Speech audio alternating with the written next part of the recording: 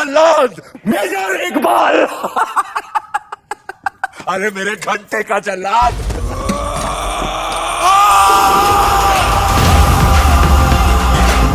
And action!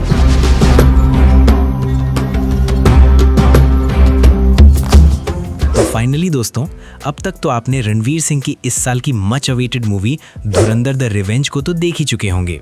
और अगर आपने अभी तक इस मूवी को नहीं देखा है तो आपको ये मूवी एक बार ज़रूर देखना चाहिए, क्योंकि ये एक ऐसी मूवी है जिसने 4 सेकंड की रील्स देखने वाली जनरेशन को 4 घंटे की फिल्म देखने के लिए लाइन में खड़ा कर दिया है।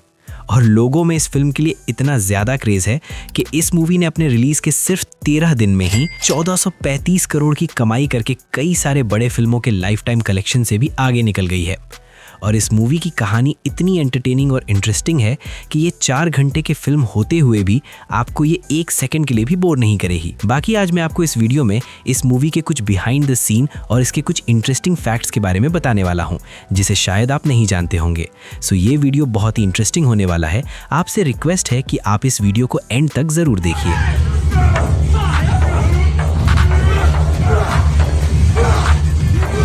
धुरंधर द रिवेंज इस साल की बेस्ट स्पाई एक्शन थ्रिलर वाली फिल्मों में से एक है, जिसकी ऑलमोस्ट पूरी शूटिंग को इसके फर्स्ट पार्ट के साथ ही शूट कर लिया गया था।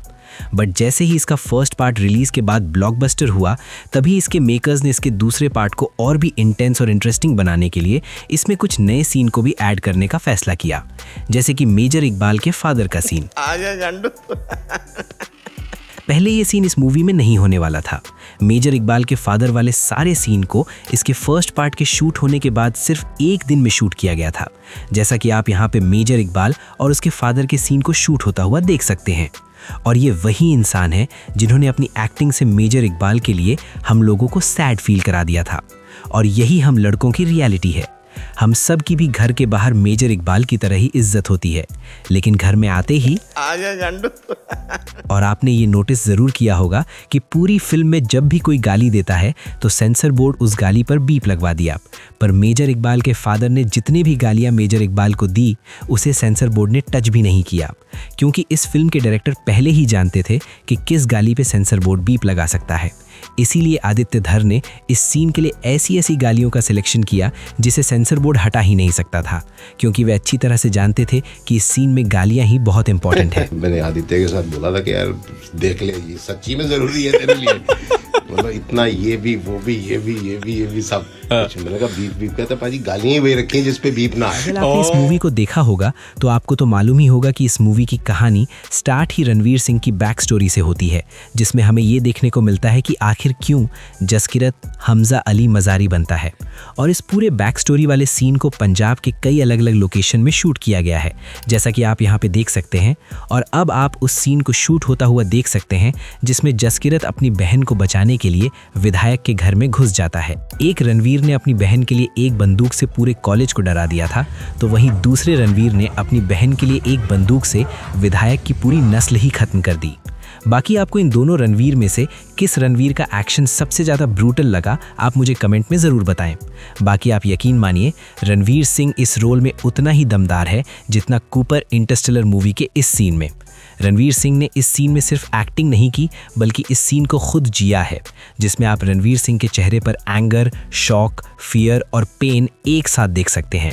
इसके बाद हमें इस फिल्म की कहानी वहीं से दिखाई जाती है जहां से इसका पहला पार्ट एंड हुआ था, यानी कि रहमान डकैत के मौत के बाद से।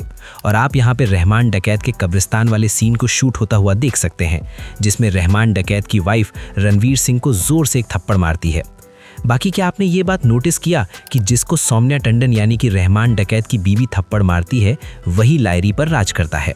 जैसे कि इसके पहले पार्ट में अक्षय खन्ना को थप्पड़ पड़ा तो अक्षय खन्ना लायरी पर राज करते थे, तो वहीं इस पार्ट में रणवीर सिंह को थप्पड़ पड़ता है तो अब रणवीर सिंह लायरी का किंग बन जाता है। रहमान डकैत की डेथ होने के बाद अरशद पप्पू लायरी का बादशाह बनना चाहता है, जिसके लिए अरशद पप्पू के लोग पूरी लायरी में से रहमान डकैत के पोस्टर को जलाने और उसके गैंग के लोगों को मारने की कोशिश करता है, जैसा कि आप यहाँ पे इसी रहमान डकैत के पोस्टर जलाने वाले सीन को शूट होता हुआ देख सकते हैं।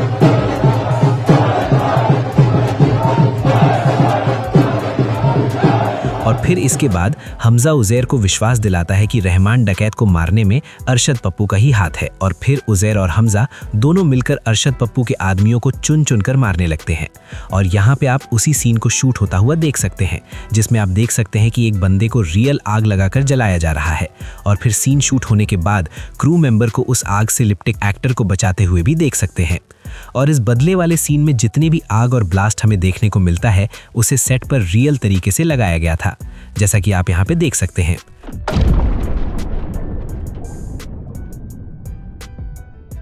और फिर इसके बाद अब संजय दत्त की एंट्री होती है, जिसे इन दंगों को रोकने के लिए भेजा जाता है। और आप यहाँ पे संजय दत्त और एम्बुलेंस वाले सीन को शूट होता हुआ देख सकते हैं। और फिर फाइनली संजय दत्त इन दंगों को कुछ इस तरह से कंट्रोल कर लेता है, जैसा कि आप यहाँ पे देख सकते हैं। और फिर इसके बाद हमें इस मूवी का मोस्ट ब्रूटल सीन देखने को मिलता है, जिसमें उजैर पप्पू डकैत को पकड़ लेता है और लायरी के बीच सड़कों पर उसका सर धड़ से अलग कर देता है, और फिर उसके सर से फुटबॉल खेलने लगता है, जिसे कुछ इस तरह से डुप्लीकेट और प्रोस्थेटिक सर की हेल्प से शूट किया गया था, जैसा कि आप यहाँ पे देख सकते हैं। आपकी जानकारी के लिए बता दूं कि ये सीन ओरिजिनली में और ब्रूटल और लगभग 30 सेकंड और लंबा था, जिसे सेंसर बोर्ड ने हमें काट के दिखाया है। और इस कटे हुए सीन के कारण ही सब लोग उजैर बलोच को बेस्ट फुटबॉलर मानने लगे हैं। Who is your favorite footballer? Ronaldo और मेसी? उजैर बलोच। और ठीक इसी तरह से इस लड़के को भी बेस्ट ड्राइवर मानने लगे हैं। और सब लोग इस लड़के का कंपेयर सलमान खान से करने लगे हैं, जो संजय दत्त के गाने पर ही संजय दत्त की फील्डिंग सेट कर देता है। पर आप ये जानकर चौंक जाएंगे कि इस पूरे संजय दत्त को कार से उड़ाने वाले सीन को 3 अलग-अलग जगहों पर शूट किया गया है, जैसा कि आप सुन सकते हैं। 3 जगहों पे हुई है। One is Leh Ladakh, the panning shot that you saw, the first shot जिसमें कैमरा मेरे पे आता है, and then the driving scenes that you saw was all done in Chandigarh. Yes, Chandigarh में हम लोग ने पूरा ड्राइविंग सीक्वेंस किया था, and then the third location where you see all my close-ups, those expressions that people are really giving love to, so that we shot in Goregaon. इस movie को देखने के बाद मैं बस इतना कहना चाहूंगा कि भगवान दुश्मन दे दे वो कबूल है, पर पिंडा जैसा दोस्त ना दे। साले ने हमजा के साथ साथ हमें भी हार्ट अटैक दे दिया था। की याद नहीं आई तुझे जस्सी? और जब ये सीन मूवी में आता है तो जितना इस सीन में हमजा अली मज़ारी की नहीं फटी होगी, उससे कहीं ज़्यादा थिएटर में बैठे लोगों की फट गई थी। और लोग बस यही सोच रहे थे, हे भगवान अब इसका क्या होगा। और यही सेम फीलिंग इसके फर्स्ट पार्ट के इस सीन को देखकर हुआ था। बाकी आपको इन दोनों सीन में से कौन सा सीन सबसे ज़्यादा शॉक किया था, आप मुझे कमेंट में ज़रूर बताएं। इसके बाद हमें यहीं पे रणवीर सिंह का एक भयानक ज़ॉम्बीज़ टाइप का भूतिया लुक देखने को मिलता है, जिसे सब लोग AI से बनाया हुआ बता रहे थे। पर आप यहाँ पे देख सकते हैं रणवीर सिंह का ये लुक AI से नहीं बल्कि कई घंटों की मेहनत से सिर्फ इस सीन को शूट करने के लिए तैयार किया गया था। इसके बाद बाथरूम में फिसल के गिरने से पिंडा की मौत हो जाती है और आलम भाई हमजा को बचाने के लिए खुद की कुर्बानी दे देता है। बट अगर मेकर्स चाहते तो आलम भाई को बचा सकते थे, बस पिंडा को जैसे तैसे करके इंडियन स्पाई डिक्लेयर कर देना था। बट मेकर्स ने इस जर्सी के लिए आलम भाई की फील्डिंग सेट कर दी। रानी मेरे साथ माल फूक फूक ले, थामू तेरी कमर धुएं के। बट चाहे कुछ भी हो, इन्होंने अपने रोल को 100% परफेक्शन के साथ किया है। इस फिल्म में इनका बहुत ही कम रोल था, बट ये अपनी एक्टिंग से इस पिंडा के किरदार को अनफॉरगेटेबल बना दिए हैं। पर क्या आप जानते हैं कि इस पिंडा का जितना भी सीन इस मूवी में हमें देखने को मिलता है, उसे सिर्फ 3 दिनों में ही शूट कर लिया गया था। 3 दिन में शूट हुआ है पूरा सीन। ओके। 1.5 दिन में एक डायलॉग ड्रामा और बाकी 1.5 दिन में फाइटिंग सीन फाइट वगैरह। बाकी इस फिल्म से ये बात कंफर्म हो गई है कि अभी जीजा समाज में डर का माहौल चल रहा होगा, क्योंकि इस फिल्म में भी जसकीरत अपने जीजा की फील्डिंग ठीक उसी तरह से सेट कर देता है जिस तरह से एनिमल मूवी में रणवीर कपूर ने अपने जीजा का किया था। ये क्या बात करता है यार? मार साले का खोपड़ी तोड़ साले। सॉरी। या फिर मिर्जापुर में गुड्डू भैया ने। मेरे साथ अन्याय हुआ।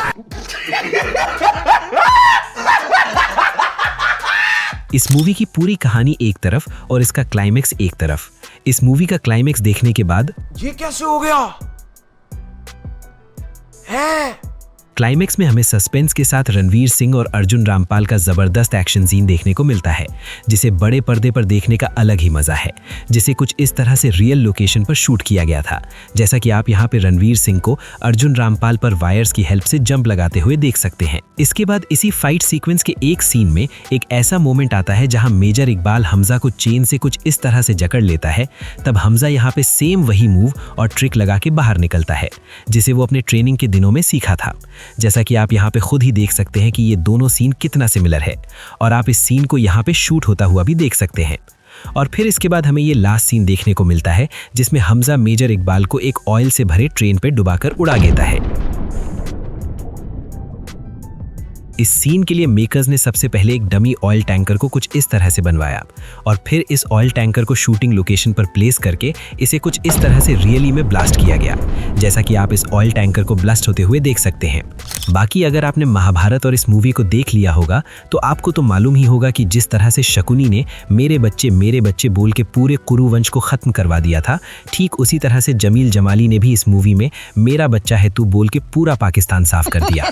मेरे बच्चे कर दी ना मूर्खता। फिक्र मत करना, हूं ना, मैं संभाल लूंगा। बच्चा यार तू मेरा। बाकी इस मूवी की कहानी इतनी गोटेड है कि इसके हर एक साइड कैरेक्टर पर एक फुल लेंथ मूवी बन सकती है और वो फिल्में भी धुरंधर की ही तरह हिट भी होगी, चाहे वो आलम भाई का कैरेक्टर हो या फिर पिंडा का या फिर रिजवान का।